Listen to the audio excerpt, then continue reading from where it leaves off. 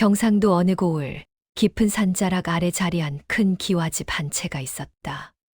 한때 300석을 거두던 명문가의 종택이었으나 이제는 기둥이 기울고 지붕의 기와가 허물어져 빗물이 안채까지 스며드는 지경이었다.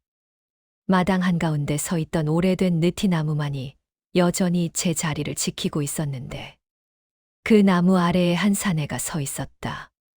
나이는 40을 간 넘긴 듯 남루한 두루마기를 걸치고 있었으나 눈빛만은 형형하였다. 사내의 이름은 최치윤이었다. 이 집의 적장자이자 한때 이 고을에서 가장 귀한 도련님이라 불리던 사람이었다. 치윤은 무너진 담장 너머를 바라보며 한참을 서 있었다. 바람이 불자 느티나무 가지에서 마른 잎 하나가 떨어져 그의 어깨 위에 내려앉았다. 치윤은 그것을 떨어내지 않았다. 그저 깊은 한숨을 내쉬며 중얼거렸다. 결국 돌아왔구나. 이 자리에 그의 눈가에 맺힌 물기가 햇살에 반짝였다.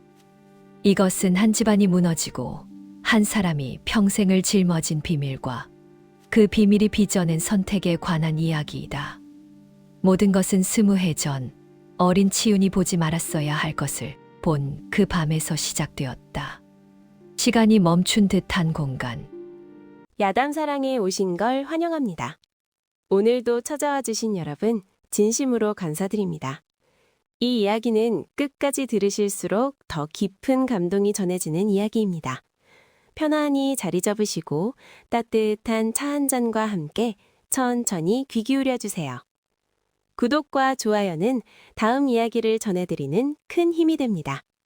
그럼 이야기 시작하겠습니다.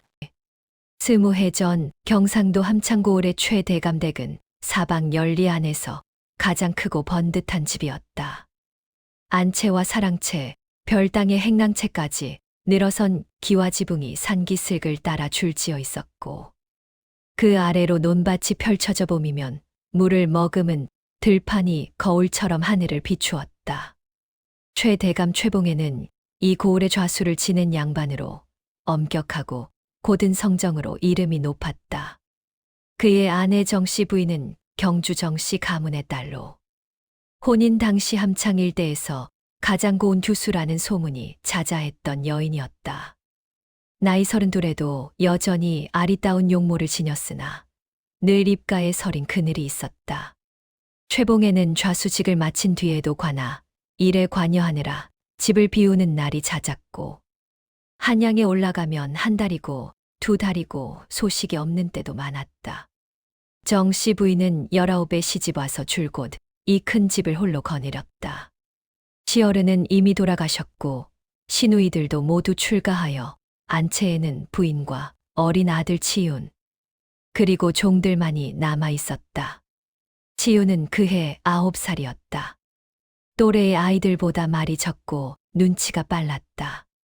서당에 다니기 시작한 지 1년이 채 안 되었으나 천자문을 이미 떼고 소학을 읽고 있었다. 훈장은 치윤의 영특함을 칭찬했으나 아이의 눈 속에 깃든 조숙한 빛을 보며 가끔 불안한 기색을 내비치기도 했다. 아이가 너무 많은 것을 보고 너무 많은 것을 느끼고 있다는 것을 직감적으로 알았기 때문이었다. 그해 여름은 유난히 무더웠다. 장마가 늦게 시작되어 7월 내내 뜨거운 볕이 내리쬐었고 사람들은 한낮에는 움직이지 않고 그늘에 웅크려 있었다. 최대감은 한양에 올라간 지 2달째였다. 정씨 부인은 무더위 속에서 안채를 지키며 살림을 꾸렸는데 유독 그 여름에 부인의 얼굴에서 그늘이 걷히고 핏기가 돌기 시작했다. 종들 사이에서 은밀한 눈짓이 오갔으나 누구도 입 밖에 내지는 못했다. 최대감 댁의 종 가운데 만득이라는 사내가 있었다. 나이는 25 안팎으로 키가 장대하고 어깨가 넓었다. 원래 이 집에서 태어난 노비가 아니라 몇 해 전 최봉해가 장터에서 사온 사내였다. 출신을 물으면 고개를 숙이고 입을 다물었는데 간혹 그의 행동거지에서 상놈답지 않은 기품이 언뜻 드러나곤 했다. 그를 아는 듯했고 말투도 곱상했다. 무엇보다 부지런하고 성실하여 최봉애가 집을 비울 때면 바깥일을 도맡아 처리했다. 정씨 부인이 만득에게 안채 수리를 맡긴 것은 그해 6월의 일이었다. 장마에 대비하여 안채의 기둥과 문짝을 살피라는 명이었는데 그때부터 만득이 안채를 드나드는 횟수가 잦아졌다. 어린 치유는 그 변화를 감지하고 있었다. 어머니가 만득과 이야기할 때 목소리가 달라진다는 것을 만득이 안채에 들어올 때 어머니의 눈빛이 부드러워진다는 것을 아이는 알아챘다. 그러나 그것이 무엇을 의미하는지까지는 이해하지 못했다. 아직은 7월의 어느 밤이었다. 무더위에 잠을 이루지 못한 치윤이 마당으로 나왔다. 느티나무 아래 돌 위에 앉아 밤바람을 쐬려는 참이었다. 그때 안채 쪽에서 희미한 불빛이 새어나왔다. 어머니의 방이었다. 치유는 별 생각 없이 그쪽으로 걸음을 옮겼다. 어머니도 더위에 잠을 못 이루시나 보다 하고 생각했다. 방문 앞에 다다랐을 때 안에서 낮은 웃음소리가 들렸다. 어머니의 웃음소리였다. 그러나 치유는 그런 웃음을 들어본 적이 없었다. 부드럽고 가녀리고 무언가에 홀린 듯한 웃음이었다. 치유는 문틈으로 안을 들여다보았다. 그리고 보았다. 어머니 정씨 부인이 만득과 나란히 앉아 있었다. 두 사람 사이의 거리는 손바닥 하나만큼도 되지 않았고 만득의 큰 손이 부인의 손등 위에 가만히 놓여 있었다. 부인은 고개를 만득의 어깨에 기대고 있었다. 촛불이 두 사람의 얼굴을 은은하게 비추었는데 그 빛 속에서 두 사람은 마치 세상에 둘만 남은 것처럼 고요하고 다정해 보였다. 9살의 치유는 그 장면의 정확한 의미를 알지 못했다. 그러나 본능적으로 이것이 아버지가 알아서는 안 되는 일이라는 것을 느꼈다. 가슴이 쿵쿵 뛰었다. 숨이 막혔다. 치유는 소리를 내지 않고 그 자리에서 물러났다. 맨발로 마당을 가로질러 자신의 방으로 돌아왔다. 이불을 뒤집어 쓰고 눈을 감았으나 잠은 오지 않았다. 어머니의 웃음소리가 만득의 크고 거친 손이 촛불에 비친 두 사람의 그림자가 눈앞에서 사라지지 않았다. 그날 밤 이후 치윤의 세상은 달라졌다. 말이 더 줄었고 눈빛이 더 깊어졌다. 서당에서 훈장이 부르면 늦게 대답했고 밥을 먹을 때도 젓가락질이 느려졌다. 어머니 정씨 부인은 아들의 변화를 눈치채지 못했다. 아니, 눈치챌 여유가 없었다. 그 여름 내내 부인의 마음은 다른 곳에 가 있었기 때문이었다. 느티나무 아래에 서서 마당을 바라보는 어린 치윤의 뒷모습이 있었다. 아이의 그림자가 석양에 길게 늘어져 마당을 가로질렀다. 그 그림자는 안채의 문지방까지 닿아 있었다. 주제 제시. 치윤이 그 비밀을 안고 살아가는 동안 최 대감댁에는 표면적으로 아무런 변화가 없었다. 최봉애가 한양에서 돌아오면 정씨 부인은 여느 때와 다름없이 대감을 맞이했고 만득은 행랑채에서 제 할 일을 묵묵히 해냈다. 그러나 어린 치윤의 눈에는 모든 것이 다르게 보였다. 아버지가 돌아온 날 밤 어머니의 얼굴에서 빛이 사라지는 것을 보았다. 어머니가 아버지에게 건네는 말이 의례적이고 메마르다는 것을 느꼈다. 그리고 만득이 대감 앞에서 고개를 숙이고 서 있을 때 그 구분 등 뒤에 무엇이 숨어 있는지를 알았다. 치유는 그 비밀을 누구에게도 말하지 않았다. 서당 동무들에게도 행랑채의 늙은 종석이 어멈에게도 말을 하면 무슨 일이 벌어질지 아이는 정확히 알지 못했으나 어떤 돌이킬 수 없는 일이 일어나리라는 것만은 본능적으로 감지하고 있었다. 어머니가 벌을 받을 것이라는 두려움, 만득이 죽임을 당할지도 모른다는 공포, 그리고 아버지가 무너질 것이라는 슬픔. 그 모든 것이 9살 아이의 가슴 속에서 뒤엉켜 무겁고 답답한 덩어리가 되어 있었다. 8월이 되자 최봉애가 다시 한양으로 올라갔다. 이번에는 과거 시험의 감독관을 보좌하는 일이라 했다. 대감이 떠난 다음 날부터 안채에 다시 불이 늦게까지 켜졌다. 치유는 자신의 방에서 그 불빛을 바라보았다. 이제는 문 앞까지 가지 않아도 무슨 일이 벌어지고 있는지 알았다. 하루는 치윤이 뒷마당의 우물가에서 세수를 하고 있었는데 만득이 다가왔다. 만득은 허리를 숙여 치윤과 눈높이를 맞추며 말했다. 도련님, 오늘 서당에서 무얼 배우셨습니까? 치윤은 만득의 얼굴을 올려다보았다. 크고 검게 그을린 얼굴이었으나 눈매가 부드러웠고 입가에 늘 미소가 서려 있었다. 치윤은 그 얼굴을 보며 이상한 감정을 느꼈다. 미움도 아니고 동정도 아닌 설명할 수 없는 무엇이었다. 영심보감을 읽었어. 치윤이 짧게 대답했다. 어떤 구절이었습니까? 사람이 하늘을 속일 수 없다는 구절이었어. 만득의 얼굴에서 미소가 사라졌다. 그것은 순간적인 변화였으나 치유는 놓치지 않았다. 만득은 곧 다시 미소를 지으며 말했다. 좋은 구절을 배우셨습니다. 도련님은 훌륭한 선비가 되실 겁니다.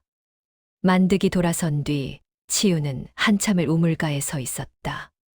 물 위에 비친 자신의 얼굴을 들여다보았다. 거기에는 9살 아이의 얼굴이 아니라 무거운 짐을 진 사람의 얼굴이 있었다. 9월이 되어 최봉해가 돌아왔을 때 치유는 아버지를 맞으며 한 가지 결심을 했다.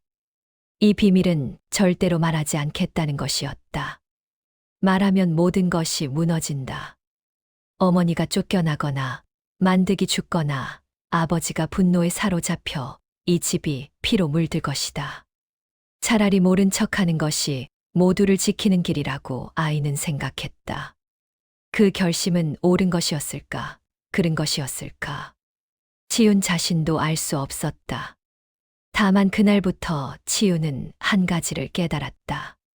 진실을 안다는 것은 힘이 아니라 짐이라는 것을. 비밀을 지킨다는 것은 충성이 아니라 고통이라는 것을. 그리고 그 고통은 시간이 지난다고 해서 줄어들지 않는다는 것을. 치유는 그해 가을부터 일기를 쓰기 시작했다.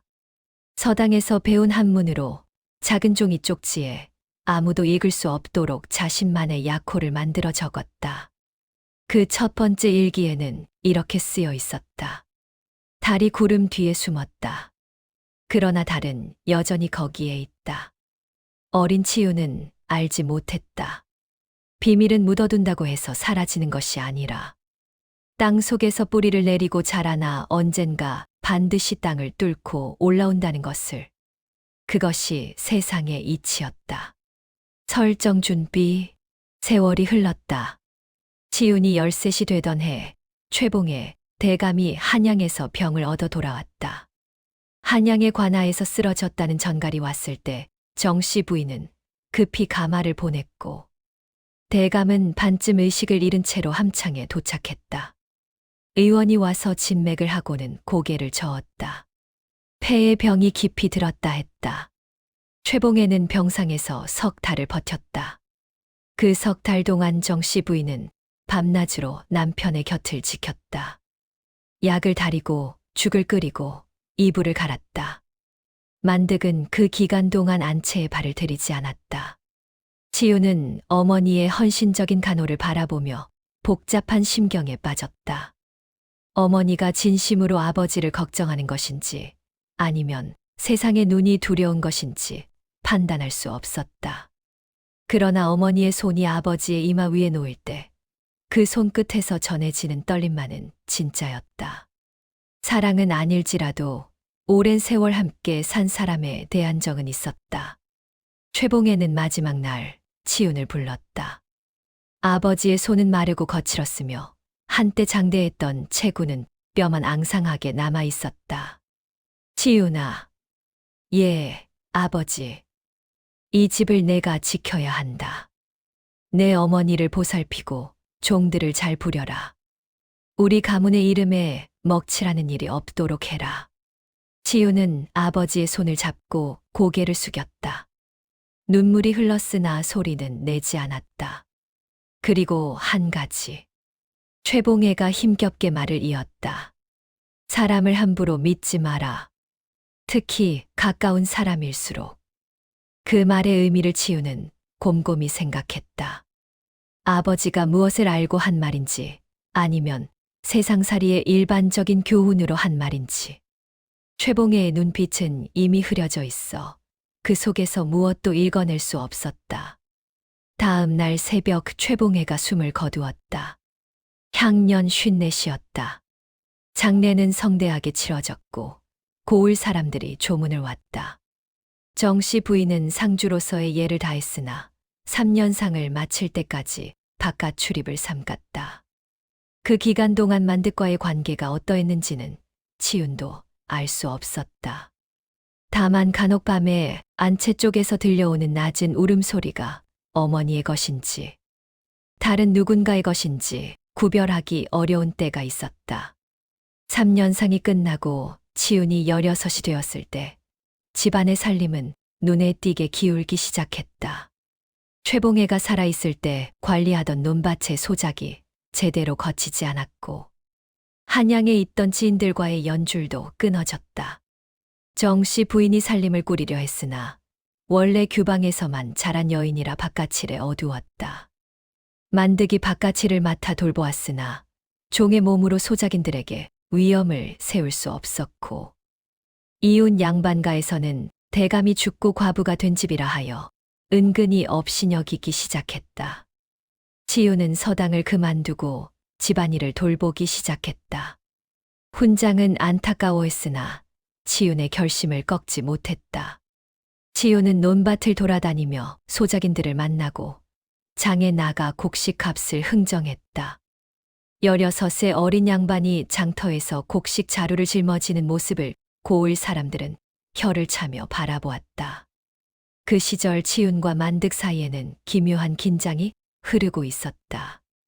만득은 여전히 치윤을 도련님이라 부르며 공손하게 대했으나 두 사람 모두 서로가 알고 있다는 것을 알고 있었다. 아니, 정확히 말하면 치윤은 만득이 눈치채고 있다는 것을 알았고 만득은 치윤이 어린 시절에 무엇을 보았을지 두려워하고 있었다. 그 두려움은 만득의 행동 곳곳에서 드러났다. 치윤에게 지나치게 친절하고 지나치게 충성스러운 태도. 아침마다 치윤의 신발을 닦아놓고 밥상에 가장 좋은 찬을 올리는 것. 그것은 충성이 아니라 죄의식의 표현이었다. 치윤은 17이 되던 해봄, 과거를 보기 위해 한양으로 올라갔다.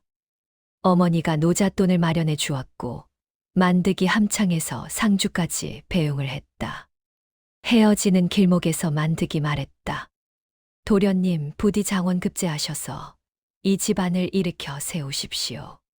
치유는 만득의 얼굴을 오래 바라보았다. 그리고 말했다.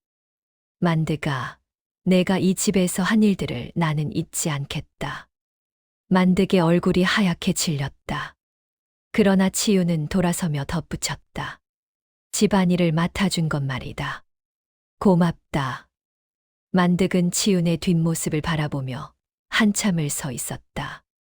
그 말이 진심인지 아니면 날이 선 경고인지 가늠할 수 없었기 때문이었다. 촉발 사건, 한양에서의 과거는 뜻대로 되지 않았다. 치윤의 실력이 부족한 것은 아니었으나 서당에서 중도의 학업을 그만둔 탓에 글의 격식이 모자랐고 무엇보다 최대감 댁의 후광이 사라진 마당에 누가 시골 과부의 아들을 돌봐 줄 리가 없었다. 치윤은 낙방하고 함창으로 돌아왔다. 그때 치윤의 나이 18이었다. 돌아온 치윤이 마주한 것은 예상치 못한 광경이었다. 집이 더 기울어져 있었다. 사랑채의 기둥 하나가 부러져 지붕이 한쪽으로 처져 있었고 행랑채의 종들 가운데 절반이 도망쳤다. 소작인 가운데서도 소작료를 내지 않는 자들이 늘어났다. 그러나 치윤을 가장 충격에 빠뜨린 것은 따로 있었다. 어머니 정씨 부인의 배가 불러 있었다. 치윤이 한양에 간 사이 어머니가 아이를 가진 것이었다. 최봉애가 죽은 지 이미 3년이 넘은 시점이었다. 죽은 남편의 아이일 리가 없었다. 그렇다면 아이의 아버지가 누구인지는 자명했다. 치유는 안채에서 어머니와 마주 앉았다. 정씨 부인은 아들의 시선을 피하지 않았다. 눈이 부어 있었으나 울음을 참고 있었다. 어머니, 알고 있었구나. 내가 어릴 적부터. 치유는 대답하지 않았다. 대답할 필요가 없었다. 어머니의 말이 모든 것을 확인해 주었기 때문이었다. 이 아이는 만드기의 아이다. 정씨 부인이 담담하게 말했다. 나를 욕하거라. 내 아비의 무덤에 먹칠을 한 년이라고. 그래도 할 말이 없다. 치유는 한참을 침묵했다. 방 안에는 늦가을에 찬바람이 스며들었고 어디선가 까마귀 울음소리가 들렸다. 마침내 치윤이 입을 열었다. 이 일이 알려지면 어머니는 끝입니다. 우리 집안도 끝이고요. 안다.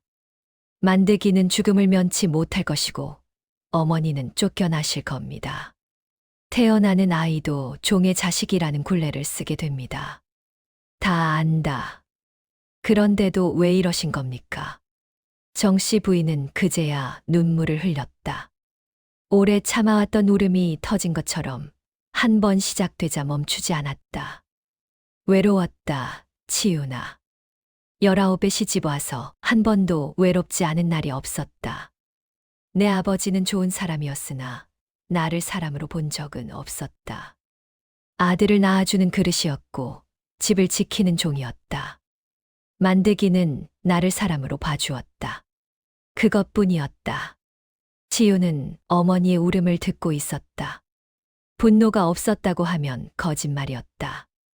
아버지를 배신한 어머니에 대한 분노, 상전의 아내에게 손을 댄 종에 대한 분노, 그리고 무엇보다 자신이 아무것도 할 수 없었던 지난 세월에 대한 분노.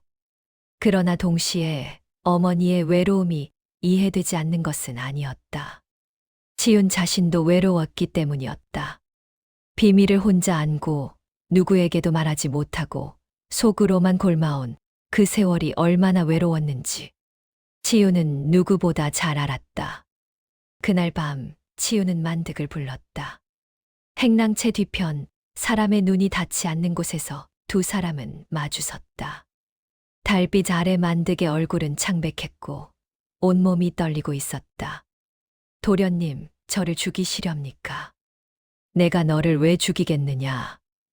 마님과 저의 일을 알고 계시지 않습니까? 알고 있다. 9살 때부터 알고 있었다. 만득은 그 자리에 무릎을 꿇었다. 이마를 땅에 대고 용서를 빌었다. 치유는 그 모습을 내려다보며 긴 한숨을 내쉬었다. 일어나라, 만드가. 내가 여기서 아무리 절을 해봐야 이미 벌어진 일은 되돌릴 수 없다. 어머니 뱃속에 있는 아이를 없앨 수도 없고 지난 세월을 지울 수도 없다. 도련님, 어찌하면 좋겠습니까? 내가 생각해 볼 테니 당분간 어머니 곁에 얼씬거리지 마라. 그리고 이 일은 아무에게도 절대로 말해서는 안 된다. 그날 밤 치유는 잠을 이루지 못했다. 방 안에 앉아 벽을 바라보며 밤새 생각에 잠겼다. 아버지의 유언이 떠올랐다. 이 집을 내가 지켜야 한다. 그리고 서당에서 읽었던 명심보감의 구절이 떠올랐다. 사람이 하늘을 속일 수 없다. 이 두 가지는 서로 모순되는 것이었다. 집을 지키려면 비밀을 유지해야 했고 하늘을 속이지 않으려면 진실을 밝혀야 했다. 치유는 그 모순 사이에서 길을 찾아야 했다. 동이 트기 전 치유는 결심했다. 아이를 살리겠다는 것이었다. 어머니의 아이는 곧 자신의 동생이었다. 비록 종의 피가 섞였을지라도 어머니의 뱃속에서 자라고 있는 생명을 없앨 수는 없었다. 그러나 그 아이의 존재가 세상에 알려지면 모든 것이 끝난다. 따라서 아이를 낳되 세상의 눈을 속여야 한다. 치유는 그렇게 결심하면서도 마음 한구석이 무거웠다. 하늘을 속이는 길을 선택한 것이기 때문이었다. 지우는 며칠을 고민했다. 아이를 어떻게 할 것인가? 낳아서 멀리 보내는 방법이 있었고, 이웃 마을의 아무개 집에 양자로 보내는 방법도 있었다. 그러나 어머니 정씨 부인은 아이를 놓지 않으려 했다. 이 아이만은 내 곁에 두마. 내가 그것마저 빼앗는다면 나는 살 수가 없다. 어머니의 간곡한 청에 지우는 또다시 갈등에 빠졌다. 아이를 곁에 둔다면 세간의 눈을 어떻게 피할 것인가? 죽은 남편의 유복자라고 둘러대기에는 죽은 지 너무 오래되었다. 제가 한 것이라고 하기에는 3년상도 치르지 않은 과부가 제가 할 일이 만무했다. 고을 사람들의 입은 가볍고 눈은 날카로웠다.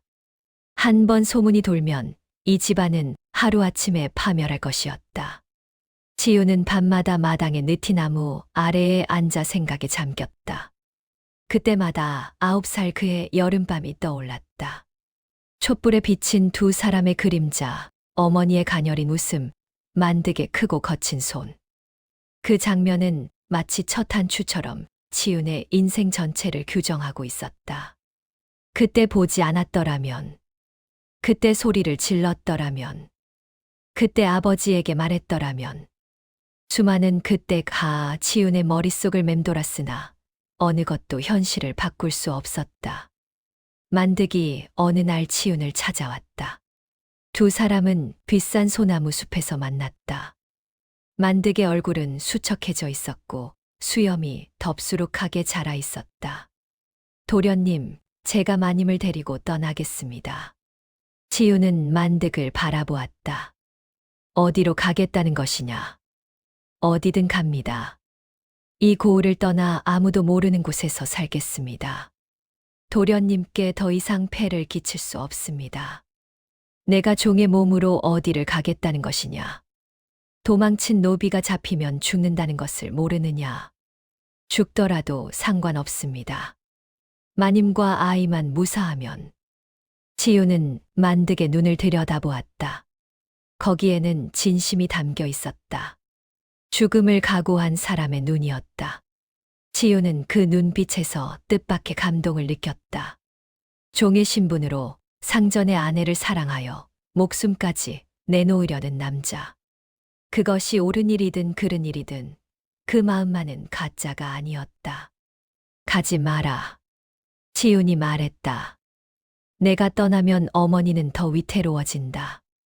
종이 도망쳤다는 것만으로도 소문이 날 것이고 사람들은 왜 도망쳤는지 궁금해할 것이다. 그때 어머니의 배가 눈에 띄면 끝이다. 만득은 고개를 숙였다. 지훈의 말이 옳다는 것을 알았기 때문이었다. 지훈은 며칠 더 고민한 끝에 한 가지 방도를 생각해냈다. 정씨 부인을 친정인 경주로 보내는 것이었다. 친정에서 아이를 낳고 그 아이를 친정 쪽의 먼 일가에게 맡기는 것이었다. 그러면 함창에서는 아무도 모를 것이었다. 정씨 부인이 친정의 몸이 아파서 요양하러 간 것으로 꾸미면 되었다. 그러나 이 계획에도 문제가 있었다. 경주 정씨 친정이 이 사실을 알게 되면 어떻게 되겠는가? 양반가의 과부 며느리가 종의 아이를 가졌다는 것을 친정에서 용납하겠는가? 용납은커녕 가문의 수치를 덮기 위해 부인과 아이를 해칠 수도 있었다. 지우는 벽에 머리를 기대고 눈을 감았다. 어디로 가든 막혀 있었다. 어떤 길을 선택하든 누군가가 다치게 되어 있었다. 지우는 그때 비로소 깨달았다. 이 일은 자신 혼자의 힘으로는 해결할 수 없다는 것을. 그리고 어머니의 잘못은 어머니만의 잘못이 아니라는 것을. 외로움이 죄라면 어머니를 외롭게 만든 아버지도, 어머니의 외로움을 알면서 모른 척한 자신도 그 죄에서 자유로울 수 없다는 것을. 한 가지가 더 지훈을 괴롭혔다. 만약 이 아이를 세상에서 지워버린다면 그것은 어머니의 유일한 위안을 빼앗는 것이었다. 그러나 이 아이를 살린다면 그것은 끝없는 거짓말의 시작이었다. 진실과 거짓, 자비와 위선 사이에서 치유는 흔들렸다. 그리고 그 흔들림은 쉽게 멈추지 않았다. 치유는 결국 제3의 길을 택했다. 어머니를 친정으로 보내는 것도 아니고 만득을 내보내는 것도 아닌 전혀 예상치 못한 방법이었다. 치유는 혼인을 했다. 이웃 고을 안동의 몰락한 양반과 딸 김씨와 서둘러 혼례를 올린 것이었다. 나이 18배 장가를 드는 것은 이른 편이었으나 불가능한 일은 아니었다. 치유는 혼례를 올린 뒤 김씨 부인과 함께 살림을 차렸다. 그리고 한 달 뒤 치유는 고을 사람들에게 이렇게 말했다. 어머니께서 경주 친정에서 먼 일가의 아이를 데려오셨다. 부모를 잃은 아이라 우리 집에서 거두기로 했다. 정씨 부인이 낳은 아이는 사내 아이였다. 이름을 치연이라 지었다. 고을 사람들은 의아해했으나 최대감 댁이 원래 인정이 많은 집이라 그러려니 하고 넘어갔다. 다만 몇몇 눈치 빠른 이들은 아이의 생김새를 유심히 살피다가 만득과 닮은 구석이 있다는 것을 어렴풋이 감지했으나 입 밖에 내지는 않았다. 치윤의 새 아내 김씨는 마음이 곱고 순한 여인이었다. 시어머니 정씨 부인을 깍듯이 모셨고 어린 치연도 제 자식처럼 돌보았다. 그러나 김씨도 바보는 아니었다. 시간이 지나면서 이 집안에 무언가 이상한 기운이 감돌고 있다는 것을 느꼈다. 시어머니와 만득이라는 종 사이에 보이지 않는 끈이 있다는 것을, 어린 치연의 눈이 만득의 눈과 꼭 닮았다는 것을, 그리고 남편 치윤이 무거운 비밀을 짊어지고 있다는 것을 김씨는 치윤에게 물은 적이 있었다. 서방님, 치연이가 정말 먼 일가의 아이인가요? 치윤은 김씨의 얼굴을 바라보다가 고개를 돌렸다. 그렇다고 했으니 그런 것이오. 서방님의 얼굴이 말하는 것과 입이 말하는 것이 다릅니다. 더 묻지 마시오. 알면 당신도 짐을 지게 될 것이오. 김씨는 더 이상 묻지 않았다. 그러나 그날부터 김씨의 눈에도 그늘이 서리기 시작했다. 비밀은 그렇게 한 사람에서 두 사람으로, 두 사람에서 세 사람으로 번져나갔다. 치연이 돌을 지날 무렴, 치유는 집안 살림을 다시 추스르기 시작했다. 과거를 포기하고 직접 농사를 짓기로 한 것이었다. 논에 나가 모를 심고 밭에서 보리를 거두었다. 양반의 체면 따위는 벌써 내려놓은 지 오래였다. 고을 사람들은 혀를 찼으나 치유는 개의치 않았다. 집을 지켜야 한다는 아버지의 유언이 그의 등을 떠밀었다. 만득은 그 시기에 치윤의 가장 충실한 조력자였다. 새벽부터 밤까지 일했고 치윤이 시키지 않은 일도 찾아서 했다. 두 사람은 주종 관계를 넘어 일종의 동지와 같은 사이가 되었다.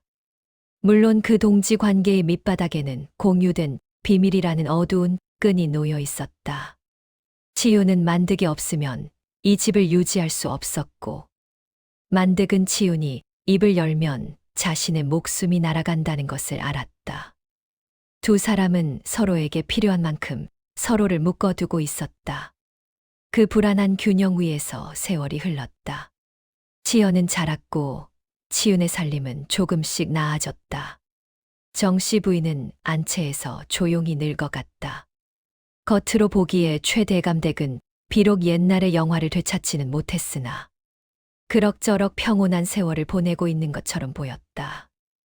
그러나 그 평온은 살얼음 위의 평온이었다. 누군가 한 발자국만 세게 내디디면 깨져버릴 평온이었다. 치연은 무럭무럭 자랐다. 5살이 되자 또래의 아이들보다 키가 크고 어깨가 넓었다. 얼굴은 어머니 정씨 부인을 닮아 곱상했으나 체격과 힘은 만득을 빼닮았다. 서당에 보내지 않았으나 글을 배우고 싶다고 졸라 치윤이 직접 천자문을 가르쳤다. 치연은 영리했다. 한 번 가르치면 2번 다시 가르칠 필요가 없었다. 치연은 치윤을 형님이라 불렀다. 먼 일가의 아이를 거둔 것이니 형님이라 부르는 것이 자연스러웠다. 치윤은 치연에게 각별했다. 이복 동생이라는 사실을 알기 때문이기도 했으나 그보다는 이 아이의 존재 자체가 치윤에게 복잡한 감정을 불러일으켰기 때문이었다. 치연은 어머니의 외로움이 빚어낸 아이였고 만득의 사랑이 빚어낸 아이였으며 치윤의 거짓말이 살려낸 아이였다. 치연이 웃을 때마다 치윤은 기쁘면서도 아팠다. 이 아이가 자신의 출생을 알게 되는 날이 올 것인가? 그날이 오면 이 아이는 어떤 눈으로 세상을 바라볼 것인가? 치연과 만득의 관계는 남다른 데가 있었다. 만득은 치연을 유독 아꼈다. 행랑채에서 나무 장난감을 깎아주고 어깨 위에 태워 마당을 뛰어다녔다. 치연도 만득을 좋아했다. 만득이 아저씨라 부르며 졸졸 따라다녔다.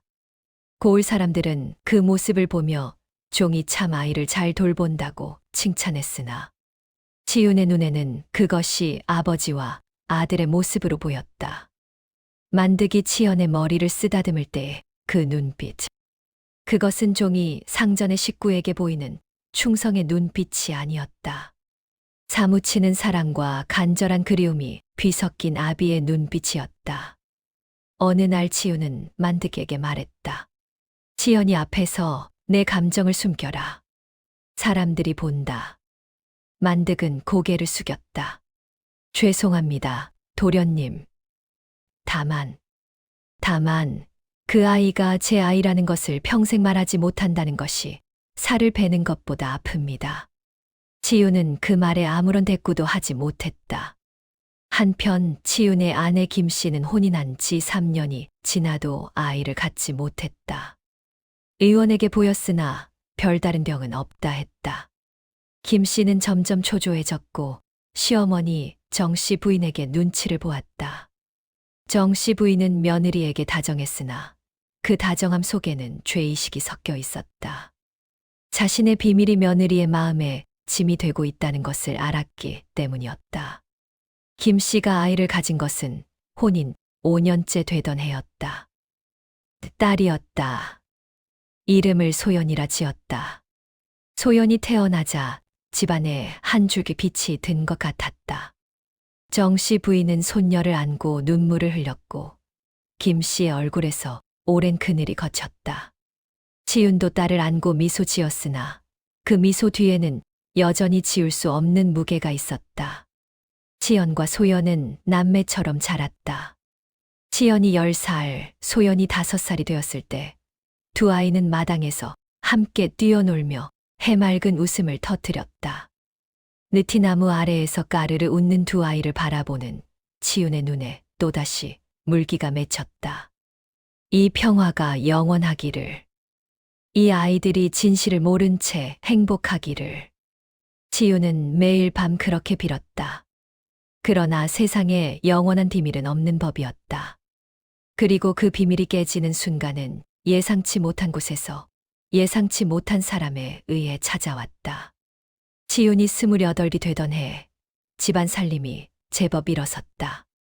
논에서 거두는 곡식이 늘어 3년째 풍작이었고 밭작물도 잘 되어 장에 내다 팔아 은전을 모을 수 있게 되었다. 치윤은 양반의 체면을 벗어던지고 장사에도 손을 댔다. 함창에서 거둔 곡식을 상주 장터로 옮겨 팔고 상주에서 포목을 사와 함창에 되팔았다. 고을의 양반들은 치윤을 상놈 같은 양반이라며 깔보았으나 치윤은 그런 말에 귀를 기울이지 않았다. 만득은 그 과정에서 치윤의 오른팔 역할을 했다. 곡식을 나르고 짐을 싣고 장터에서 흥정을 도왔다. 두 사람은 종과 상전이라기보다 동업자에 가까운 관계로 변해갔다. 고을 사람들은 최대감 대개종이 제법 한몫한다고 수군거렸으나 만득의 근면함과 성실함을 부정할 수는 없었다. 그 시절 치윤은 고을의 어려운 사람들을 돕기 시작했다. 흉년에 곡식을 나눠주고 병든 이의 약값을 대주고 과부와 고아에게 옷가지를 보냈다. 아버지 최봉해가 좌수 시절 했던 일과 비슷했으나 치윤의 선행에는 아버지의 그것과는 다른 동기가 있었다. 치윤은 선행을 통해 자신의 거짓말을 상쇄하려는 것처럼 보였다.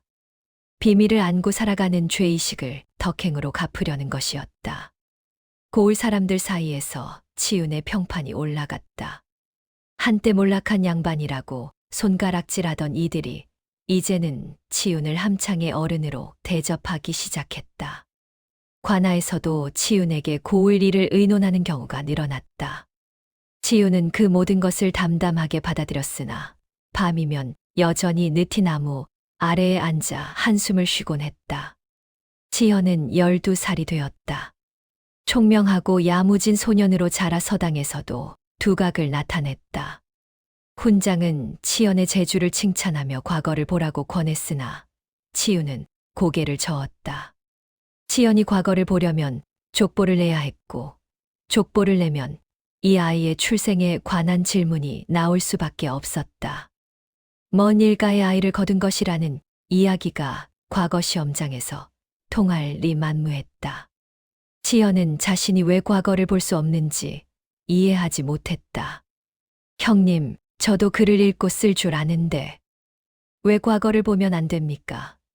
치유는 치현의 눈을 바라보다가 고개를 돌렸다.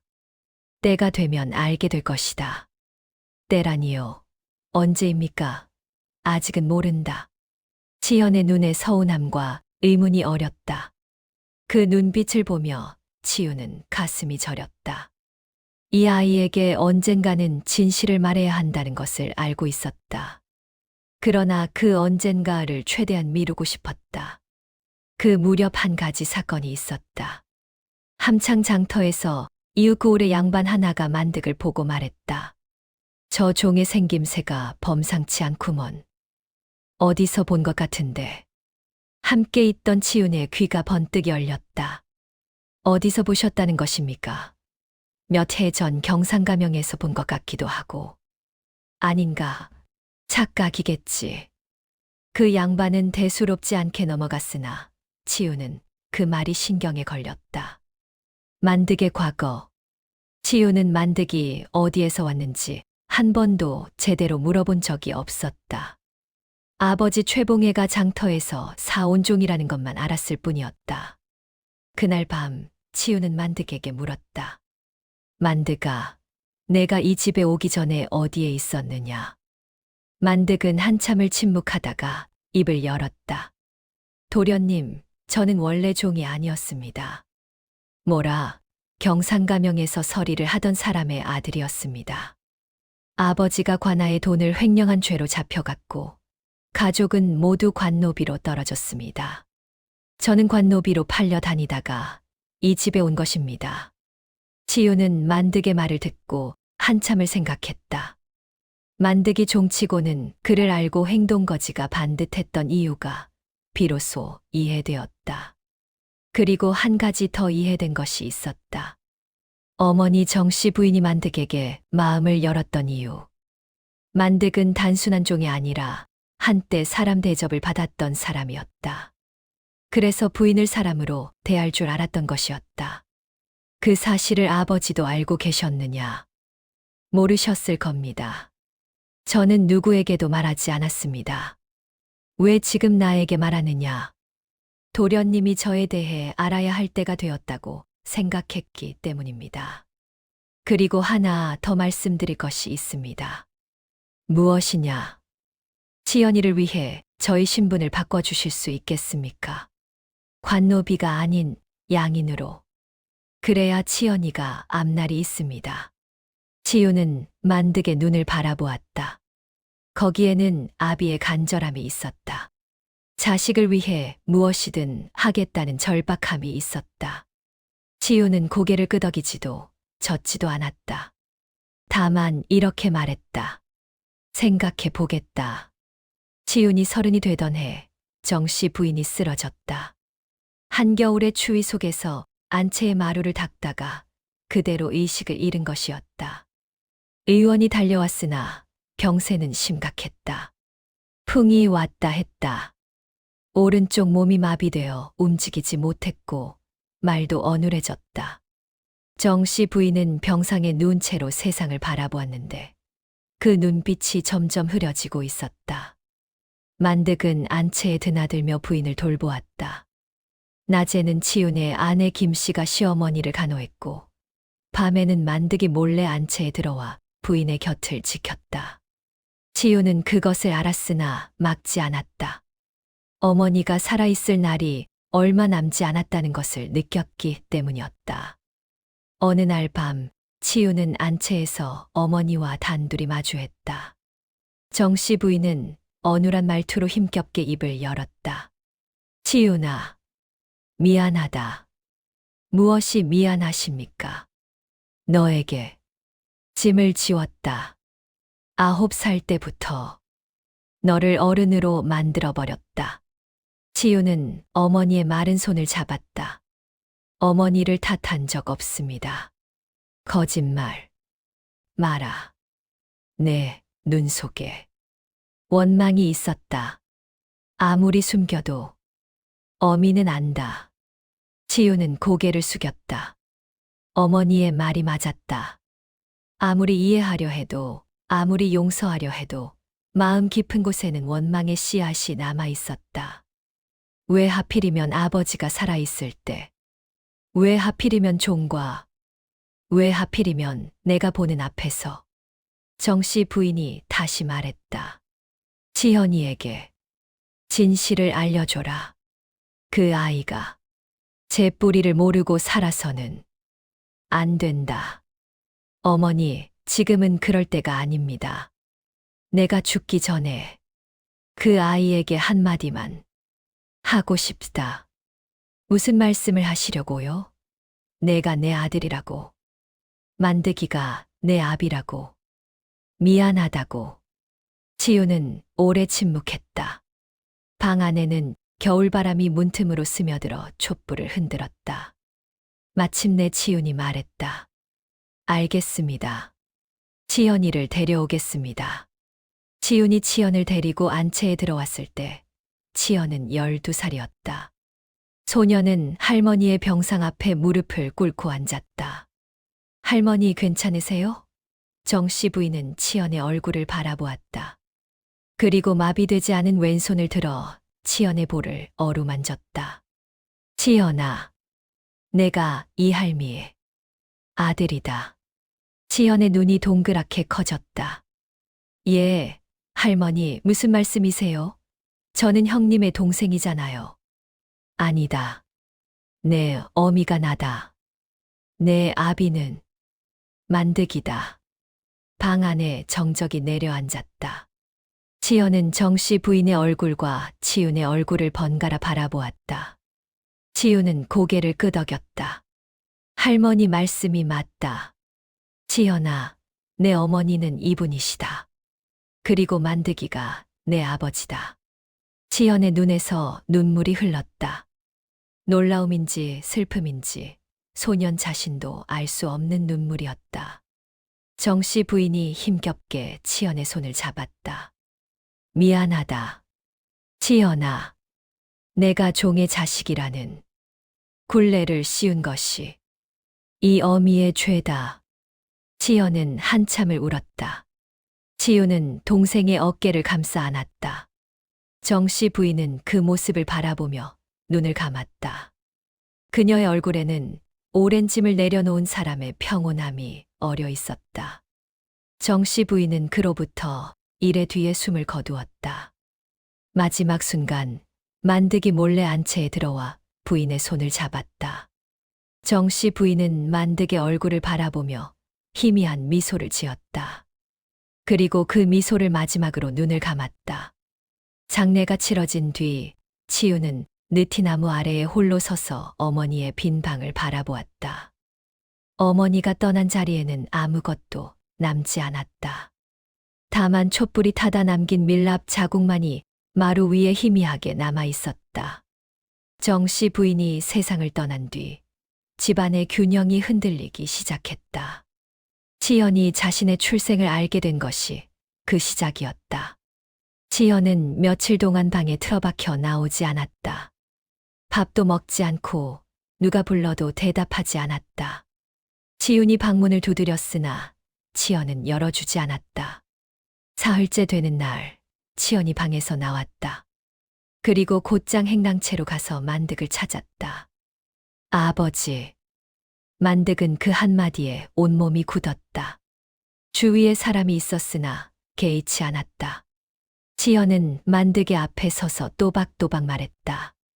아버지, 저를 한 번도 아들이라고 부르지 않으셨지요. 만득의 눈에서 눈물이 흘렀다.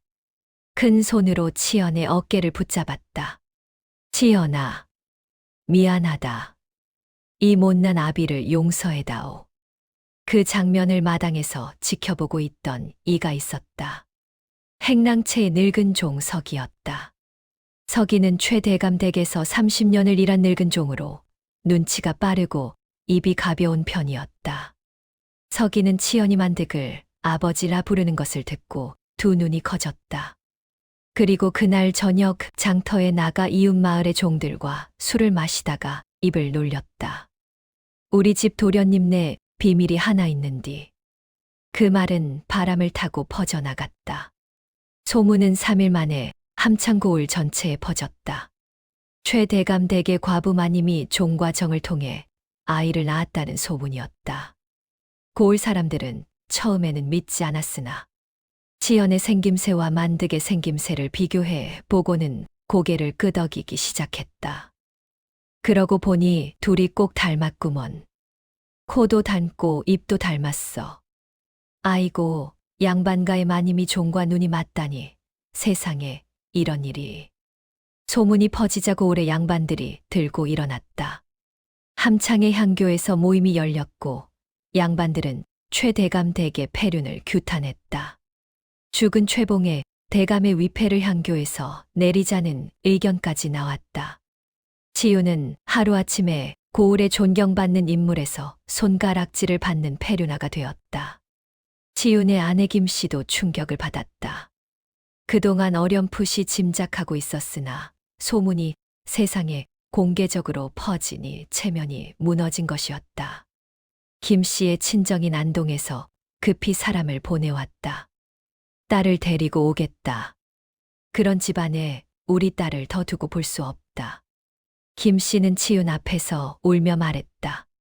서방님, 진작에 말씀하셨어야지요. 왜 저에게도 비밀로 하셨습니까? 당신에게 짐을 지우고 싶지 않았소. 짐이라뇨? 저는 이 집의 사람입니다. 비밀도 함께 졌어야지요. 김씨의 원망 섞인 말에 치유는 아무런 대꾸도 못했다. 만득은 더 큰 위험에 처했다. 종이 상전의 아내와 간통한 것은 사형에 해당하는 죄였다. 관아에서 만득을 잡으러 올 수 있었다. 치유는 만득에게 당장 피신하라고 했으나 만득은 고개를 저었다. 도련님, 더 이상 도망치지 않겠습니다. 제가 도망치면 도련님과 치연이에게 더 큰 화가 미칠 것입니다. 내가 잡히면 죽는다, 만득아. 알고 있습니다. 그러나 치연이가 아비가 도망친 겁쟁이라는 말을 듣고 살게 할 수는 없습니다. 치유는 만득의 고집을 꺾을 수 없었다. 두 사람은 마당에서 마주서서 서로를 바라보았다. 느티나무의 가지가 바람에 흔들렸고 마른 잎이 우수수 떨어졌다. 그 모습은 20해 전 어린 치윤이 바라보았던 것과 똑같은 풍경이었으나 그 안에 담긴 의미는 전혀 달랐다. 치연은 소문이 퍼진 뒤 서당에 나가지 못했다. 동무들이 종의 자식이라고 놀렸기 때문이었다. 치연은 울지 않았다. 이를 악물고 눈물을 참았다. 그러나 밤이 되면 이불 속에서 소리 없이 울었다. 소연이가 오빠의 울음소리를 듣고 방문 앞에서 서성이다가 이불을 끌어안고 함께 울었다. 집안이 무너지고 있었다. 치윤이 오랜 세월 쌓아온 평온이 겨우 한마디 입에서 새어나간 말 한마디에 무너지고 있었다. 치윤은 느티나무 아래에 앉아 생각했다. 아버지가 남긴 유언이 떠올랐다. 이 집을 내가 지켜야 한다. 그리고 서당에서 읽었던 구절이 떠올랐다. 사람이 하늘을 속일 수 없다. 결국 하늘은 속일 수 없었다. 감추면 감출수록 진실은 더 크고 파괴적인 방식으로 드러나는 것이었다. 관아에서 사람이 왔다. 함창 현감이 보낸 관리 2명과 포졸 3명이 최대감 댁의 대문 앞에 섰다. 소문이 현감의 귀에까지 들어간 것이었다. 현감은 종과 상전의 아내 사이의 간통 사건을 조사하라는 명을 내렸다. 관리가 안채에 들어와 치윤에게 말했다. 최 도련님, 아니 최생원, 종 만득을 내어주시오. 현감 나으리께서 직접 신문하시겠다 하셨소. 치윤은 관리 앞에 서서 말했다. 만득은 우리 집의 종이오. 무슨 죄목으로 잡아가려는 것이오? 간통죄요. 상전의 아내와 정을 통한 죄, 대명률에 의거하면 사형에 해당하오. 상전의 아내는 이미 돌아가셨소. 증인도 없고 증거도 없소. 소문이 이리 자자한데 증거가 없다 하시오. 그리고 아이가 있지 않소. 치현이라는 아이. 치윤의 얼굴이 굳었다. 치현을 증거로 들이밀 참이라는 것이었다. 아이의 생김새를 만득과 대조하고 출생의 경위를 밝혀서 죄를 확정하겠다는 것이었다. 만득이 행랑채에서 나왔다. 관리와 포졸들 앞에 서서 고개를 숙였다. 저를 데려가십시오. 만득아, 치윤이 소리쳤으나 만득은 돌아보지 않았다. 포졸들이 만득의 팔을 잡고 끌고 갔다. 만득은 저항하지 않았다. 다만 고개를 돌려 마당 한쪽에 서 있는 치현을 바라보았다. 치현은 2 주먹을 불끈 쥐고 서 있었다. 눈에 눈물이 가득했으나 흘리지 않았다. 만득은 치현에게 고개를 끄덕여 보였다. 그것이 아버지가 아들에게 보낸 마지막 인사였다. 만득이 관아로 끌려간 뒤 치윤은 현감을 찾아갔다. 함창 현감 박진사는 나이 50의 관리로 엄격하되 공정한 사람이라는 평판이 있었다. 치윤은 현감 앞에 무릎을 꿇고 말했다. 현감 나으리, 만득의 죄를 부정하지 않겠습니다. 다만 정상을 참작해 주십시오. 정상이라니, 종이 상전의 아내와 간통한 것에 무슨 정상이 있단 말이오? 저의 아버지. 최봉에는 어머니를 오랜 세월 홀로 두었습니다. 한양에 올라가면 몇 달이고 돌아오지 않았고 돌아와서도 어머니를 돌보지 않았습니다. 만득은 그 빈자리를 채운 것입니다. 옳고 그름을 떠나 외로운 사람이 외로운 사람을 만난 것입니다. 현감은 치윤의 말을 듣고 한참을 침묵했다. 그리고 말했다. 최생원의 말에 일리가 없는 것은 아니오. 그러나 법은 법이오. 간통은 간통이고 종이 상전의 아내에게 손을 댄 것은 강상의 죄요. 내가 이것을 눈 감으면 이 고을의 기강이 무너지오. 치윤은 고개를 숙인 채 떨리는 목소리로 말했다. 그렇다면 나으리 한 가지만 청합니다. 만득을 줄이시되 치연이에게는 손을 대지 마십시오. 그 아이는 아무 죄가 없습니다. 아이에게 손을 대겠소. 다만 종의 자식은 종이요. 치연이는 관노비로 편입될 것이요. 치윤의 가슴이 무너졌다. 치연이 관노비가 된다. 자유를 빼앗기고 평생 종의 굴레를 쓰고 살아야 한다. 치윤이 오랜 세월 지켜온 모든 것이 허사가 되는 순간이었다. 그날 밤 치윤은 관아의 옥에 갇힌 만득을 면회했다. 만득은 착고를 차고 좁은 감방에 앉아 있었다. 얼굴에 매를 맞은 흔적이 있었으나 표정은 의외로 담담했다. 도련님, 저 때문에 이 고생을 시키는구먼요. 무슨 소리를 하는 거냐. 내 걱정이나 해라. 저는 죽어도 상관없습니다. 다만 치연이가 안다. 내가 치연이는 반드시 지키겠다. 감사합니다, 도련님.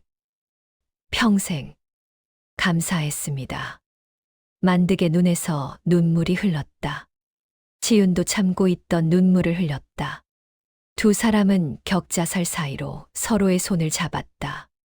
종과 상전이 아니라 한 비밀을 함께 짊어진 두 사람으로서. 관아에서 돌아온 치윤은 사랑채에 홀로 앉아 밤을 새웠다. 촛불 하나가 방 안을 희미하게 밝히고 있었다. 지우는 벽을 바라보며 생각에 잠겼다. 지난 20년의 세월이 파노라마처럼 펼쳐졌다. 9살의 여름밤. 문틈으로 본 어머니와 만득의 모습. 그때부터 시작된 비밀의 무게. 서당에서 읽었던 명심보감. 아버지의 죽음. 어머니의 임신. 지연의 탄생. 혼인. 살림의 부침. 어머니의 죽음. 소문. 그리고 지금. 지우는 자신에게 물었다. 나는 옳은 일을 했는가? 9살 때 비밀을 지킨 것은 옳았는가? 어머니를 보호한 것은 옳았는가? 지연을 살린 것은 옳았는가? 만득을 내버려 둔 것은 옳았는가? 아무리 생각해도 답이 나오지 않았다. 옳은 일을 하려 했으나 결과는 더 큰 재앙이었다. 비밀을 지키려 했으나 비밀은 더 크게 터졌다. 사람을 살리려 했으나 사람이 죽게 생겼다. 지우는 촛불을 바라보며 중얼거렸다. 아버지, 이 집을 지키라 하셨습니까? 이 집은 이미 무너졌습니다. 어머니, 치연이를 부탁하셨습니까? 치연이는 관노비가 될 처지입니다. 나는 무엇을 지켰습니까? 무엇을 위해 20년을 버텼습니까? 방문을 두드리는 소리가 났다. 김 씨였다. 아내는 방에 들어와 치윤의 앞에 앉았다. 서방님, 왜 안 주무시오? 서방님이 무너질까봐 잠이 오지 않습니다. 치윤은 아내의 얼굴을 바라보았다. 결혼한 지 12년 한 번도 비밀을 나누지 않았던 아내. 그러나 그 모든 시간 동안 곁에 있어준 아내. 미안하오, 당신에게. 당신만은 깨끗한 곳에 두고 싶었소. 저는 깨끗한 곳에 있고 싶지 않습니다. 서방님 곁에 있고 싶습니다. 김 씨는 치윤의 손을 잡았다. 치윤은 그 손의 온기에 한참을 위로받았다. 그리고 김 씨에게 모든 것을 말했다. 9살 때의 그 밤부터 지금까지의 모든 것을. 김 씨는 듣고 있었다. 놀라지도 원망하지도 않았다. 다만 조용히 눈물을 흘렸다. 서방님, 한 가지 묻겠습니다. 무엇이요? 만드기를 살릴 방법이 있습니까? 모르겠소. 법으로는 사형이요. 법이 아닌 길은 없습니까? 치유는 김 씨의 눈을 바라보았다. 아내의 눈에는 비밀을 알게 된 분노가 아니라 함께 짊어지겠다는 결의가 있었다. 그때 방 밖에서 소연이의 목소리가 들렸다. 아버지, 어머니, 치연이 오빠가 없어요. 치윤과 김 씨가 급히 밖으로 나갔다. 치연의 방이 비어 있었다. 이불이 걷혀 있었고 신발이 사라져 있었다. 치윤은 가슴이 철렁 내려앉았다. 치연이가 어디로 갔는가? 관하로 갔는가? 만득을 구하려 갔는가? 아니면 도망쳤는가? 치윤은 밤중에 횃불을 들고 치연을 찾아 나섰다. 마을을 뒤지고 뒷산을 헤매고 시냇가를 따라 걸었다.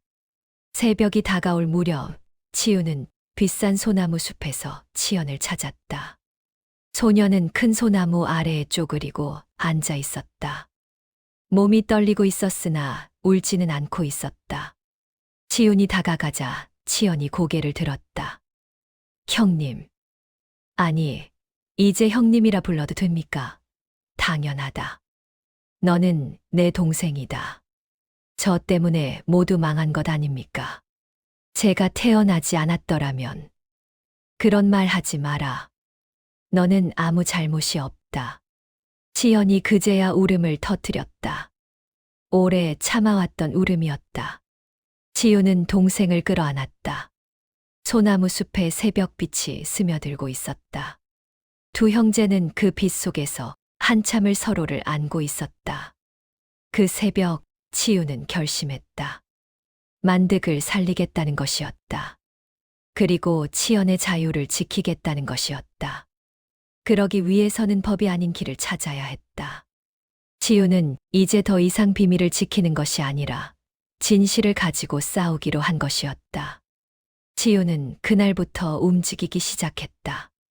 먼저 함창 현감을 다시 찾아갔다.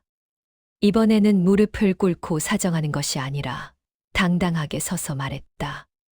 현감 나으리, 한 가지 제안을 드리겠습니다. 무엇이오, 최생원. 만득의 죄를 저에게 물어주십시오. 만득은 종입니다. 종이 상전의 뜻을 거스를 수 있겠습니까? 저희 어머니가 먼저 만득에게 손을 내밀었습니다. 종은 상전의 명을 따른 것입니다. 죄가 있다면 상전의 아내인 저희 어머니에게 있으며 어머니는 이미 돌아가셨습니다. 그리고 저는 그 사실을 알면서도 막지 않았습니다. 방조한 저에게 벌을 내리십시오. 현감박 진사는 치윤의 눈을 들여다보았다. 거기에는 체념이 아니라 각오가 있었다. 현감은 한참을 생각하다가 말했다. 최생원, 그대의 말에 일리가 없는 것은 아니오. 그러나 법은 법이오. 간통의 당사자는 만득이오. 그렇다면 나으리, 이것은 어떻습니까? 저희 어머니와 만득의 관계는 3년상이 끝난 뒤에 시작된 것입니다. 3년상이 끝나면 과부의 재가가 허락되지 않습니까? 물론 양반가의 과부가 종과 관계를 맺은 것은 강상의 문제이나 이미 남편이 죽은 뒤의 일이니 간통이라 하기는 어렵지 않겠습니까? 현감의 눈빛이 흔들렸다.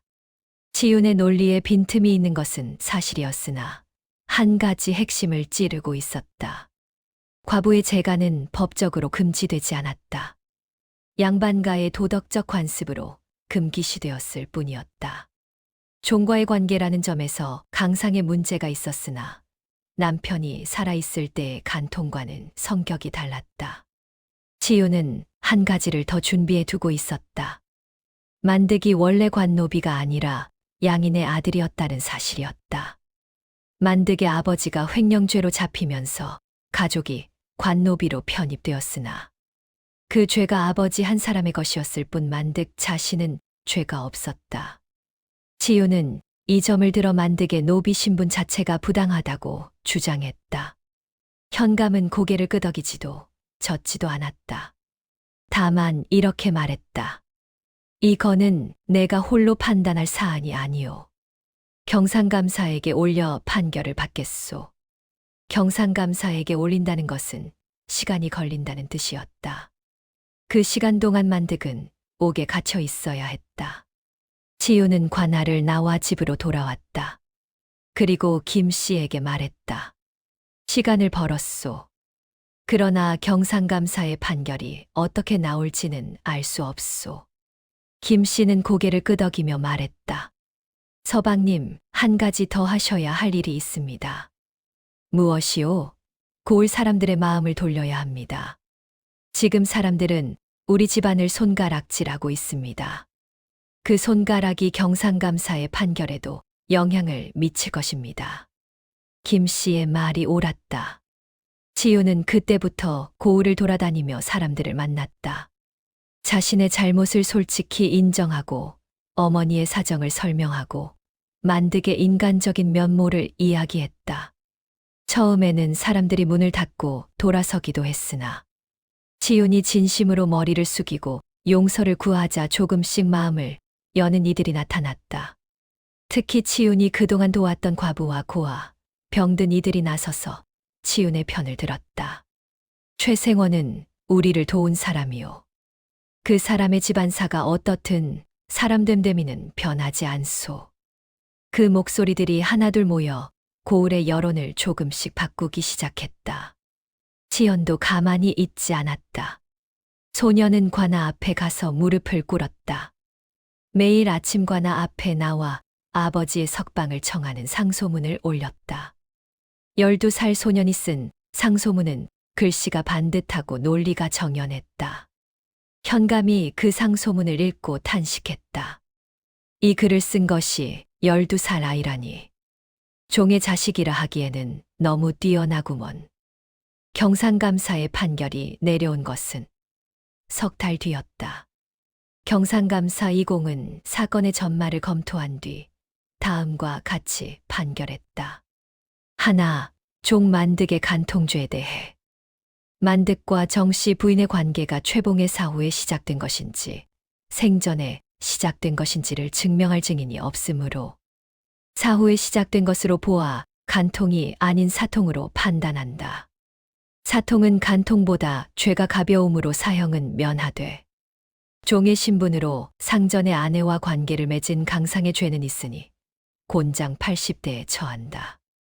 둘, 아이 치연의 신분에 대해 만득이 원래 양인의 아들로서 부당하게 노비로 편입되었다는 최치윤의 주장에 대해 조사한 결과 만득의 아버지의 횡령 사건에 연좌된 가족의 노비 편입이 법적 절차에 어긋남이 있었던 것으로 확인된다.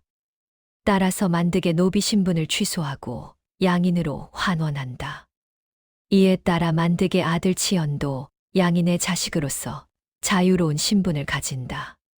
판결이 전해진 날, 치유는 관아 앞에서 그 문서를 읽고 무릎이 풀려 주저앉았다. 만득이 산다. 치연이 자유를 얻는다. 모든 것이 끝나는 것은 아니었으나 최악은 면한 것이었다. 만득은 곤장 80대를 맞았다. 등과 엉덩이에 살이 터지고 피가 흘렀으나 만득은 소리를 지르지 않았다. 이를 악물고 버텼다.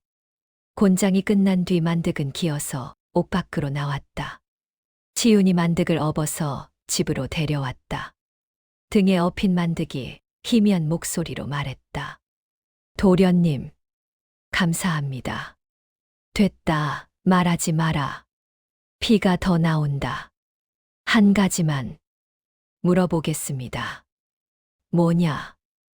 왜 저를 살리셨습니까? 도련님 입장에서는 저를 죽게 내버려 두는 것이 더 편했을 텐데요. 치유는 한참을 걷다가 대답했다. 내가 죽으면 치연이가 평생 아비 없는 아이로 산다. 그리고요? 내가 어머니를 사랑했던 것은 진짜였으니까. 그것만은 나도 부정할 수가 없었다. 만득은 치윤의 등에서 소리 없이 울었다. 뜨거운 눈물이 치윤의 어깨를 적셨다. 집에 돌아오자 치연이 대문 앞에서 기다리고 있었다. 만득을 보자 치연이 달려왔다. 아버지, 만득은 치윤의 등에서 내려와 비틀거리며 치연을 안았다. 아비와 아들이 대문 앞에서 서로를 안고 울었다. 그 모습을 치윤과 김씨, 소연이가 지켜보았다. 김씨가 치윤의 손을 잡았다. 소연이가 치연의 등을 쓰다듬었다. 느티나무 아래로 늦은 오후에 햇살이 내려와 네 사람의 그림자를 하나로 이었다. 그러나 치윤은 알고 있었다. 이것으로 끝이 아니라는 것을. 고을 사람들의 시선은 여전히 따가웠고 최대감 댁의 명성은 돌이킬 수 없이 손상되었다. 치연이 양인의 신분을 얻었으나 세상 사람들은 여전히 그를 종의 자식이라 부를 것이었다. 가문의 영화는 끝났고 남은 것은 허물어진 기와집과 늙어가는 사람들 뿐이었다. 만득은 곤장의 후유증으로 걷기가 불편해졌다. 한때 장대하던 체구가 움츠러들었고 한쪽 다리를 절며 걸었다. 그러나 만득의 얼굴에는 전에 없던 평온함이 서려 있었다. 아들에게 아비라 불릴 수 있다는 것만으로도 만득에게는 충분했다. 치유는 그해 겨울 최대감 댁의 논밭 절반을 팔았다. 그 돈으로 치연을 한양의 서당에 보냈다. 치연이 과거를 보든 안 보든 배움의 기회만은 주고 싶었다. 치연이 떠나는 날, 치유는 마을 어귀까지 배웅하며 말했다. 치연아, 내 뿌리를 부끄러워하지 마라. 내가 누구의 아들인지가 아니라 내가 어떤 사람이 되느냐가 중요하다. 치연은 고개를 숙여 인사했다. 형님, 은혜를 잊지 않겠습니다. 은혜가 아니다. 동생을 돌보는 것은 형의 당연한 도리다. 치연이 돌아서서 걸어가는 뒷모습을 치유는 오래 바라보았다. 소년의 어깨는 넓었고 걸음은 당당했다. 만득의 체격에 정씨 부인의 기품이 섞인 그 뒷모습은 치윤에게 묘한 희망을 주었다. 20년 뒤, 치윤은 40을 넘기고 함창의 늙은 양반이 되어 있었다. 최 대감댁은 예전의 절반도 남지 않았으나 안채와 사랑채만은 치윤이 정성껏 수리하여 사람이 사는 집의 모양새를 유지하고 있었다. 느티나무는 여전히 마당 한가운데 서 있었다. 김 씨는 치윤의 곁에서 변함없이 살림을 꾸렸다. 소연은 이웃 고을의 양반가에 시집을 갔다. 만득은 3년 전 겨울에 세상을 떠났다. 곤장의 후유증이 평생 몸을 괴롭혔고 결국 폐가 약해져 기침을 하다가 숨을 거두었다. 만득이 죽기 전 치유는 만득의 곁에 앉아 손을 잡았다. 만득이 힘겹게 말했다. 도련님, 치현이를 부탁합니다. 걱정 마라. 내 동생을 내가 지키지 않으면 누가 지키겠느냐. 만득은 미소를 지으며 눈을 감았다. 치현은 한양에서 학문을 닦은 뒤 관직에 나아가지는 못했으나 의술을 익혀 의원이 되었다. 경상도 일대를 돌아다니며 가난한 이들을 공짜로 치료했다. 고을마다 치현을 칭송하는 소문이 자자했다. 치현이 함창에 돌아올 때마다 치윤은 느티나무 아래에서 동생을 맞이했다. 치윤이 40을 넘긴 어느 가을날 치현이 함창에 돌아왔다. 형제는 느티나무 아래에 나란히 앉아 마당을 바라보았다. 낙엽이 바람에 날려 마당을 덮고 있었다. 형님, 이 집이 많이 낡았습니다. 그래. 나도 늙었고 집도 늙었지. 고쳐드릴까요? 아니다. 이대로가 좋다. 치유는 치연의 얼굴을 바라보았다. 만득의 눈과 어머니의 입을 가진 얼굴. 그 얼굴에는 어린 시절의 아픔을 딛고 일어선 사람의 단단함이 있었다. 치유는 가만히 미소 지었다. 형님, 한 가지 여쭤볼 것이 있습니다. 무엇이냐? 그때 9살 때 저희 어머니와 아버지의 일을 보시고 왜 아무에게도 말하지 않으셨습니까? 치유는 한참을 생각하다가 대답했다. 처음에는 두려워서 말하지 못했다. 그 다음에는 어머니를 지키려고 말하지 않았다. 그리고 나중에는 말하지 않은 것이 옳았는지 그랬는지도 모르게 되었다. 후회하십니까? 후회한다. 그리고 후회하지 않는다. 둘 다이다. 치현은 고개를 끄덕였다. 두 형제는 한참을 말없이 앉아 있었다. 바람이 불어 느티나무의 가지를 흔들었고 마른 잎 하나가 떨어져 치윤의 어깨 위에 내려앉았다. 치윤은 이번에도 그것을 떨어내지 않았다. 20해 전에도 그랬던 것처럼. 치현이 다시 입을 열었다. 형님, 저는 형님이 아니었으면 이 세상에 없었을 겁니다. 어머니의 뱃속에서 지워졌거나 태어나자마자 버려졌거나 관노비로 평생을 살았거나 형님이 이 모든 것을 감당하셨기에 제가 여기 이렇게 앉아 있는 것입니다. 내가 감당한 것이 아니다. 나는 그저 어쩔 수 없었던 것이다. 9살 아이가 무슨 선택을 하겠느냐. 그저 무서워서 슬퍼서 어찌할 줄 몰라서 입을 다물고 있었을 뿐이다. 그것이 감당한 것입니다, 형님. 아무것도 할 수 없는 아이가 20년을 버텼으니까요. 치윤의 눈에 물기가 맺혔다. 그러나 울지 않았다. 오랜 세월 울어온 사람은 어느 순간부터 눈물이 밖으로 나오지 않고 안으로 스며드는 법이었다. 해가 기울었다. 마당 위로 긴 그림자가 드리워졌다. 느티나무의 그림자가 안채의 벽에 닿아 있었는데 그 모양이 마치 두 팔을 벌리고 있는 사람 같았다. 치유는 그 그림자를 바라보다가 문득 생각했다. 어머니가 저 안채에서 만득의 어깨에 기대어 웃던 그 밤. 그때 어머니의 웃음소리는 치윤이 들어본 어머니의 유일한 진심 어린 웃음이었다. 그 웃음이 죄였다면 이 세상에 죄 없는 웃음이 과연 있겠는가. 치현이 일어섰다. 형님, 저는 내일 다시 길을 떠나야 합니다. 상주 쪽에 열병이 돌아 환자가 많다 합니다. 그래, 가거라. 돌아올 때 약재를 가져오겠습니다. 형님의 허리가 좋지 않으시니 내 걱정은 하지 마라. 지연은 치윤에게 깊이 절을 했다. 치윤은 동생의 어깨를 한 번 두드렸다. 말없이 그러나 단단하게. 지연이 대문을 나서며 뒤를 돌아보았다. 느티나무 아래에 서 있는 치윤의 모습이 보였다. 남루한 두루마기를 걸치고 기운 기둥의 집을 등지고 석양빛 속에 서 있는 형의 모습. 지연은 그 모습을 오래 바라보다가 고개를 숙이고 걸음을 옮겼다. 치윤은 치연의 뒷모습이 마을 어귀의 고갯길을 넘어 사라질 때까지 서 있었다. 그리고 홀로 마당으로 돌아왔다. 김 씨가 사랑채의 문을 열고 말했다. 서방님, 저녁상 차렸습니다. 지금 갑니다. 치윤은 안채를 지나 사랑채로 걸어갔다. 안채의 문은 닫혀 있었다.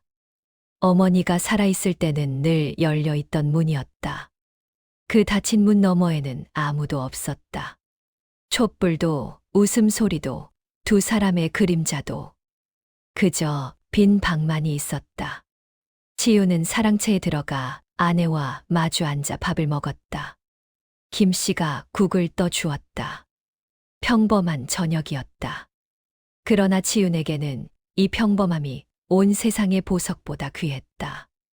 오랜 세월 비밀의 무게에 눌려 살다가 마침내 모든 것이 드러나고 부서지고 다시 주워 모은 뒤에 얻은 이 평범한 저녁 한 끼. 이것이 치윤이 20년을 버틴 끝에 얻은 것이었다. 밥을 먹은 뒤 치윤은 다시 느티나무 아래로 나왔다. 밤하늘에 달이 떠 있었다. 구름 한 점 없는 하늘의 밝은 달이 홀로 빛나고 있었다. 치윤은 그 달을 올려다보며 어린 시절 일기에 적었던 구절을 떠올렸다. 달이 구름 뒤에 숨었다. 그러나 달은 여전히 거기에 있다. 그렇다. 진실은 숨겨도 거기에 있었다. 구름이 걷히면 드러났다. 그리고 드러난 뒤에도 달은 여전히 빛나고 있었다. 부서지지 않고 사라지지 않고 거기에. 치윤은 돌 위에 앉았다. 9살의 그 밤에 앉았던 바로 그 돌이었다. 돌은 그때와 같았으나 치윤은 달라져 있었다. 머리카락에 서리가 내렸고 손등에 주름이 졌고 등이 살짝 굽어 있었다. 그러나 눈빛만은 여전히 형형했다. 9살의 그 밤에 세상의 이면을 들여다보았던 그 눈빛이 40이 넘은 지금도 변하지 않고 있었다. 바람이 불었다. 느티나무의 가지가 흔들렸다. 마른 잎이 우수수 떨어져 마당을 덮었다. 치윤은 그 소리를 들으며 눈을 감았다. 아무 생각도 하지 않았다. 아니, 하지 않으려 했으나 한 가지 생각이 저절로 떠올랐다. 만약 그 밤의 문틈으로 들여다보지 않았더라면. 치윤은 고개를 저었다. 그것은 이제 상관없는 일이었다. 보았으니 보았고, 지켰으니 지켰고, 살렸으니 살린 것이었다. 그리고 그 모든 것의 대가를 치렀으니 이제는 남은 세월을 이 느티나무 아래에서 조용히 보내는 것이 치윤의 몫이었다. 달빛이 마당을 비추고 있었다. 느티나무의 그림자가 길게 늘어져 안채의 벽에 닿아 있었다. 치윤의 그림자는 느티나무의 그림자 안에 포개져 있었다. 두 그림자가 하나인 것처럼 치윤의 인생과 이 나무의 세월이 하나인 것처럼 보였다. 어디선가 부엉이 한 마리가 울었다. 그 울음소리가 산기슭을 타고 멀리 퍼져 나갔다. 그리고 다시 고요해졌다. 함창 고을의 밤은 깊었고 최대감 댁의 마당에는 달빛만이 소리 없이 내려앉고 있었다. 치연은 그 뒤로도 경상도 일대를 돌며 가난한 이들을 치료하다가 쉰이 넘어 함창에 돌아와 작은 약방을 열었다. 치윤의 곁에서 형의 노년을 돌보았다. 치윤은 61의 세상을 떠났는데 죽기 전날 밤에 치연의 손을 잡고 이렇게 말했다.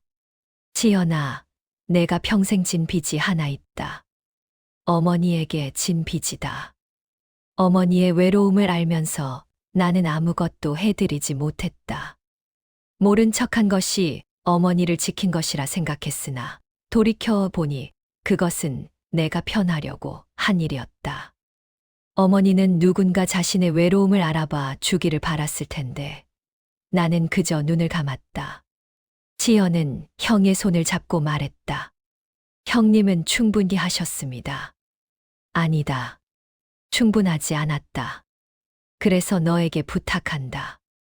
내 아이들에게 가르쳐라. 가까운 사람의 외로움을 모른 척하지 말라고. 비밀을 지키는 것보다 외로운 사람 곁에 앉아 있는 것이 더 어렵고 더 귀한 일이라고. 지우는 그 말을 남기고 다음 날 새벽에 눈을 감았다. 장례가 치러진 뒤 지연은 느티나무 아래에 서서 형의 빈자리를 바라보았다. 나무는 여전히 거기에 있었고 마당 위로는 봄볕이 따사롭게 내리쬐고 있었다. 지연의 아들이 훗날 이 이야기를 글로 남겼다. 글의 마지막에는 이렇게 쓰여 있었다. 진실은 감추어도 사라지지 않는다. 비밀은 묻어도 썩지 않는다. 다만 그것을 짊어진 사람만이 달아 없어질 뿐이다. 나의 큰아버지 지우는 평생을 달아가며 사람을 지켰다.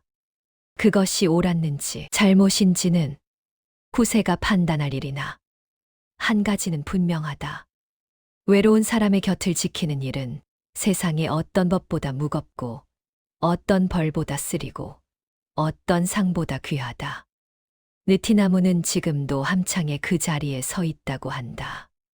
줄기가 갈라지고 가지가 꺾여도 해마다 봄이 오면 새 잎을 틔운다. 지나가는 이들이 그 나무 아래에서 잠시 쉬어가곤 하는데 바람이 불 때면 나무십 사이로 무엇인가 속삭이는 소리가 들린다고 한다. 무슨 말인지는 아무도 알지 못한다. 다만 그 소리를 들은 사람은 집에 돌아가면 가장 가까운 사람의 얼굴을 한 번 더 들여다보게 된다고 한다. 오늘 이야기가 마음에 깊은 울림이 있었다면 구독, 좋아요 한 번만 눌러주세요. 소중한 인연이 이어졌으면 합니다. 여러분의 따뜻한 마음에 가슴 뭉클한 사연으로 정성껏 보답하겠습니다. 알림 설정까지 해두시면 새 영상 올라올 때 바로 보실 수 있어요. 구독과 좋아요는 정말 야담사랑에 큰 힘이 됩니다. 오랜 시간 야담사랑과 함께 해주셔서 감사합니다.